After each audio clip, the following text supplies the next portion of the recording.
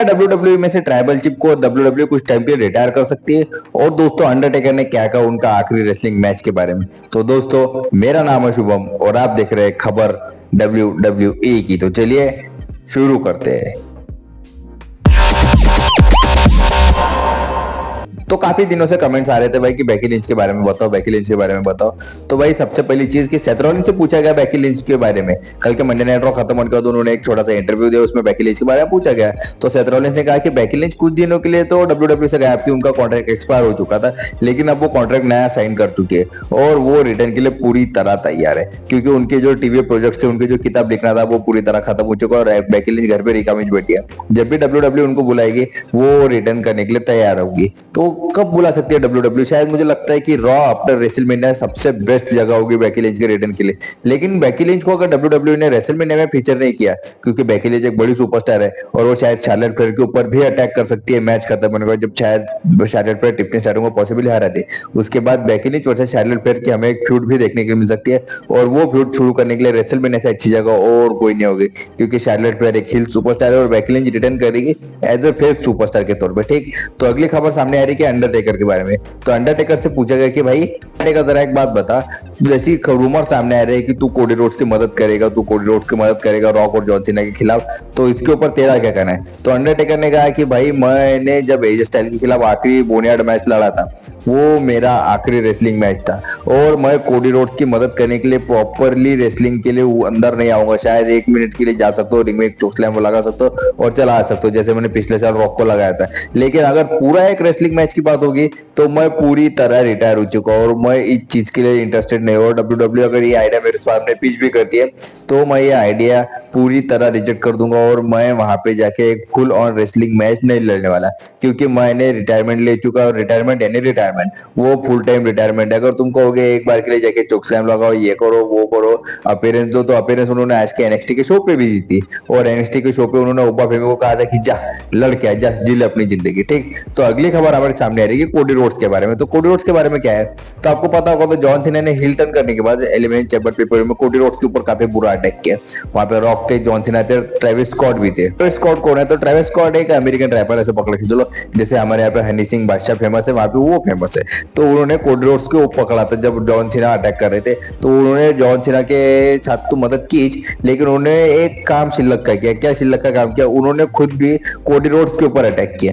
तो डब्ल्यूडब्ल्यू इस चीज का बदला कोडी रोड्स से लेने लगा सकती है, कोडी रोड्स पूरी तरह डिस्ट्रॉय कर सकते हैं ट्रेविस स्कॉट को। जब भी वो डब्ल्यूडब्ल्यू में वापस आएंगे हमें ऐसा दिख सकता है कि कोडी रोड ट्रेविस स्कॉट को पूरी तरह डिस्ट्रॉय कर सकते हैं, 1-2 क्रॉस रोड लगा सकते हैं, उसके बाद कोडी कटर लगा सकते हैं, पूरी तरह डिस्ट्रॉय करके वो अपना बदला लेते हुए दिख सकते हैं कोडी रोड्स। क्योंकि ऐसी खबरें सामने आ रही है कि जो उन्होंने अटैक किया था कोडी रोड्स के कान में कुछ दिक्कत हो गई थी। ऐसा कहा जा रहा है कि कान के सामने, पर्दे के सामने जो पतली लेयर होती है कोडी रोड्स की, वो भी फट गई थी, वो पूरी तरह हील हो जाती है बाद में, वैसा कुछ विषय नहीं।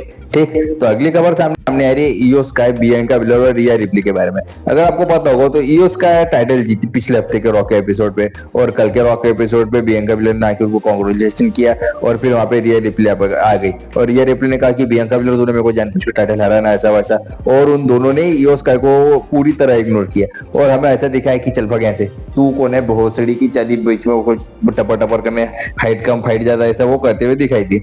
तो हमें ऐसा खबर सामने आ रही है कि डब्ल्यूडब्ल्यू का यही प्लान है पहले से, इसकी वजह से डब्ल्यूडब्ल्यू ने रिया रिप्ली को टाइटल हराया कि पहली चीज रिया रिप्ली रेसलमेनिया में जाके वापस एक बार टाइटल जीत सकती है। वो कैसे?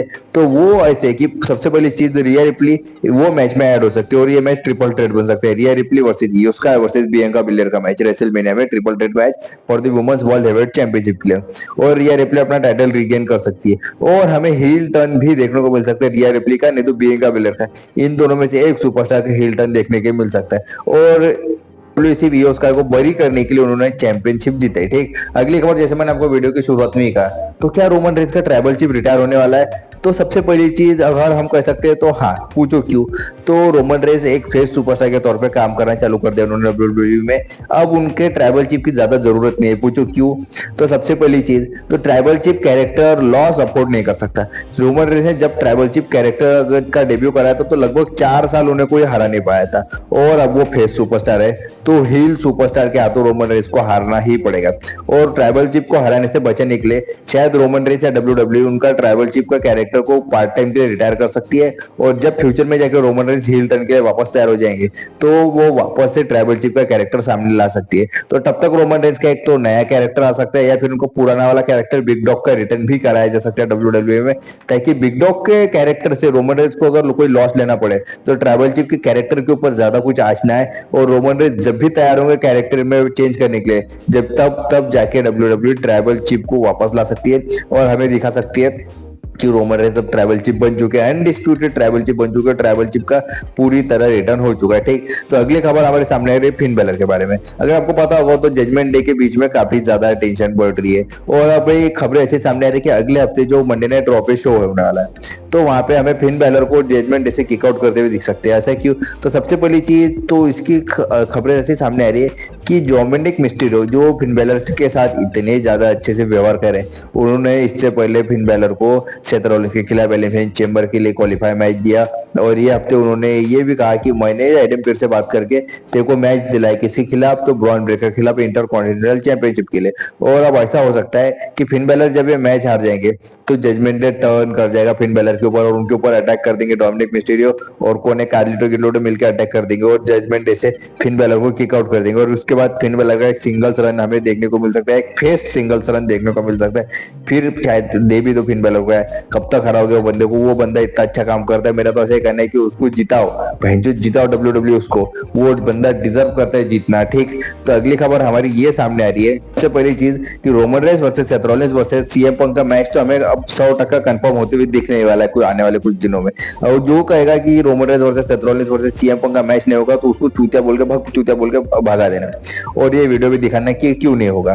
कंफर्म हो रहे भाई, होगा। रोमन रेंस ने रिटर्न किया, दोनों के ऊपर अटैक किया, तो वो दोनों के दोनों सुपरस्टार रोमन रेंस के ऊपर अटैक करने के लिए जाएंगे, और सेथ रॉलिंस और सीएम पंक के पहले से ही पंगे चालू है। और अगली खबर कि कुछ लोग कह रहे हैं कि Seth Rollins versus CM Punk versus Roman Reigns का मैच रेसलमेनिया को मेन इवेंट करेगा। पॉसिबली नहीं कर सकता, तो क्यों? सबसे पहली चीज, ये मैच में स्टार पावर है लेकिन स्टेक्स पे कुछ नहीं लगा, कोई टाइटल वगैरह दाव पे नहीं लगा, और डब्ल्यू ये प्रेफर करती है कि रेसलमेनिया के मेन इवेंट में टाइटल मैच हो, टाइटल मैच दाव पे हो, क्योंकि वो मैच को फैंस देखना पसंद करते हैं। लेकिन ये मैच में स्टार पावर इतनी बड़ी है ना कि भाई जो टाइटल की जरूरत ही नहीं है, और रोमन रेंस जिस मैच में हो वो तो रेसलमेनिया का मेन इवेंट डिजर्व ही करता है, क्योंकि भाई रोमन रेंस ने लगातार 4 साल रेसलमेनिया को मेन इवेंट किया है, जब वो ट्राइबल चीफ थे, जब वो चैंपियन थे, तो डब्ल्यू को देना ही चाहिए रोमन रेंस को मेन इवेंट।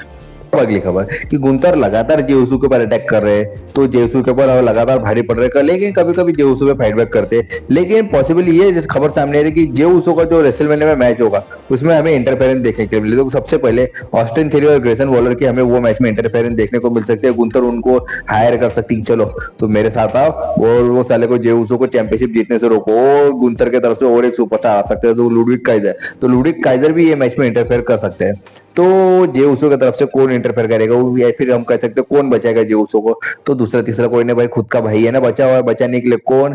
तो जिमी उसो जा सकते हैं रेसलमेनिया में जे उसो की मदद करने, और उनको टाइटल जीतने में मदद कर सकते हैं गुंतर से, और वो अटैक कर सकते हैं ग्रेसन वॉलर और काइजर के ऊपर, और जे उसो को टाइटल जीतने के लिए पूरी तरह मदद कर सकते हैं। ठीक, तो पता ही होगा कि Cody Rhodes versus John Cena का मैच हमें रेसलमेनिया के लिए मेन इवेंट में देखने को मिलने वाला है। लेकिन इसमें क्या स्टेक्स है, इसमें क्या ट्विस्ट हमें देखने को मिल सकता है? अगर पॉसिबली जॉन सीना ये मैच हार गए, कोडी रोड्स को डिथ्रोन नहीं कर पाए टाइटल के लिए, तो रॉक टर्न कर सकते हैं कोडी रोड्स के लिए जॉन सीना के ऊपर, वो बता सकते हैं कोडी रोड्स चल तू निकल, तेरा काम हो गया, अभी जॉन सीना को साले को मैं देखता हूँ। अगर आपको पता होगा तो जॉन सीना और कोडी रोड्स के रिश्ते ठीक है डब्ल्यू में, लेकिन रॉक और जॉन सीना के रिश्ते इतने अच्छे नहीं।